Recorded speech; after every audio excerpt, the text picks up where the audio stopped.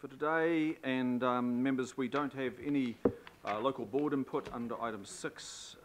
We have nothing under item 7, which is extraordinary business. So that takes us to item 8, which is the administrative plan change 4, and that's on page 9 of our agenda. I welcome John Dugood and Jasmine. And who would like to open? Jasmine, you've written the report, or John, would you like to introduce? Thank you, Mr. Chair. I'll hand over to Jasmine just for a very brief overview, and then I think Jasmine will take any questions. Thank you. So this is the second to last step to make Plan Change 4 operative in part.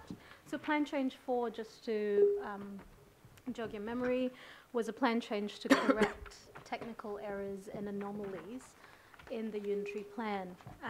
So a technical error and anomaly includes a situation where there are duplicated provisions, so there are two sets of provisions for one activity, or provision might not make sense. So a good example is where you have an open space zone that might apply to a residence that someone's living in. So we're correcting things like that that are quite minor in its scope. Anything that required a policy shift or policy discussion was out of scope for this particular plan change. So this is the last step because we came to you in September 2017 with the notified version. We did the public notification following that. Prior to notification. We've done the hearings, we've got the decision report, and we've got 2 appeals on this plan change. So we request that the committee make Plan Change 4 operative in part with the exception of those 2 appeals. I'm happy to move that, Mr. Chair. Got a question. Moved. Councillor Holst, do you have a second? Question, sorry. I'll second then, and then I'll go to Councillor Wainwright. I have a question, and it's about Pine Harbour Marina. It doesn't spell out what the appeal relates to, but am I to assume that the appeal is around the change to residential at Pine Harbour? The Pine Harbour Marina has there are a lot of matters that they're appealing on, and one is to shift it to a residential zone, and one is to change the zoning quite substantially across the precinct. So that was out of scope of Plan Change 4. So we're going to appeals with that. And just with respect to that, was there advice from a planning officer or a consultant to the independent commissioners and council advising against the change to residential in that instance? There wasn't separate advice aside from what officers presented, and the independent commissioner came to the conclusion that it is outside the scope and it also of that particular plan change, because we're opening it to a policy-based discussion, as well as the decision report did comment on the fact that that particular plan change needed to be open to a separate plan change process. So it's outside of scope of this particular plan change. And the reason I raise that, Mr. Chair, is because of issues across marinas generally, and that also goes to Hobsonville Marina, where technically I'd suggest that change was out of scope, but I won't go there now. But you did. Very quickly, Mr. Chair. Thank you. Councillor Simpson. Thank you, Mr. Chair. Through you, can I just ask a couple of questions around the sites and places of significance to Mana Whenua? And I just want to get the clarity of the changes that are happening as a result. So I get that Bastion Rock, Takaparawhau was incorrect, but the Kareka Bay and the Tahuna Terea, is that just relating to signage? What are the changes you're suggesting around those? I have to actually look at those changes because there's so many. I could refer to it, but within the scope of the plan change itself, for the sites of significance, we limited it to grammatical errors and changes to the sentences, Right. rather than changes of boundary that weren't an error to begin with. So anything that required a further investigation, we stopped it there. I can refer to it more specifically if you give me the details on.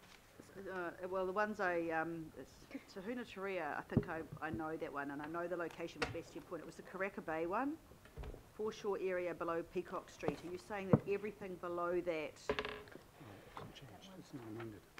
is an amendment? Yeah. Yeah. Mr Chair, through you, the amendments are shown, that were included in the plan change are shown as either strike-throughs or underlining. Yeah. So there were no mapping changes. It was really just that administrative correction of the description of location Fine. or the description of the name, where we were putting macrons Oh, okay. above the letters and so on. So for the particular one you refer to, that location description was not amended by this plan change. The foreshore area below Peacock Street, Glendowie, is as it was in the plan before the plan change went out. So no amendment there. Okay, thank you. The word You- PAR now has a capital letter, I see. I Yeah. think that's the only change.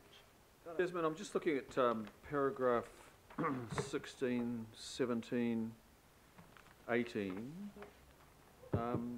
This relates to an appeal from Housing New Zealand. I'm very cognizant that Housing New Zealand appealed the design criteria and the unitary plan. They appealed the fencing controls and required higher fences, and now they want more excavation rights on Maunga. I'm just looking at the timeline of this plan change. I'm seeing that it sort of crosses over the administration of governments. Do you have any knowledge as to whether the appeal has the support of the current minister? So, in terms of the appeal itself, they are appealing the appeal is about a technical matter.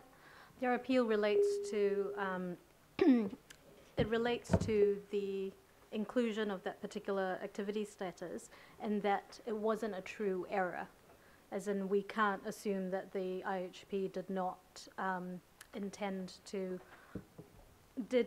add that activity status. So it's a very technical matter. As to the wider context, I might defer to.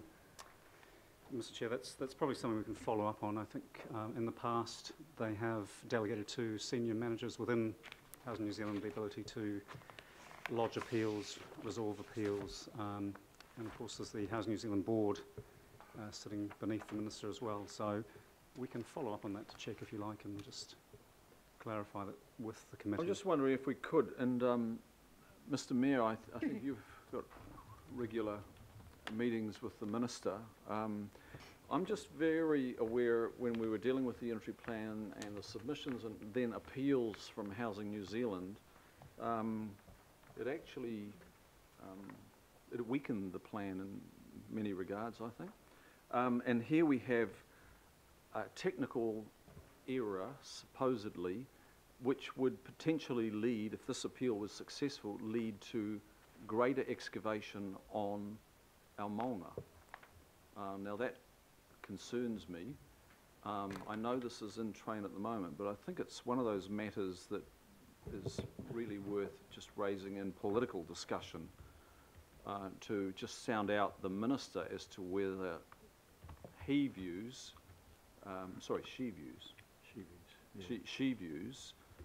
that appeal worthy of being progressed. Thank you. Other questions on that? Oh, Member Namani. Oh, kia ora, it's very brief. I just want a total for you on that matter, that it, if at all possible, be brought to the Minister's attention.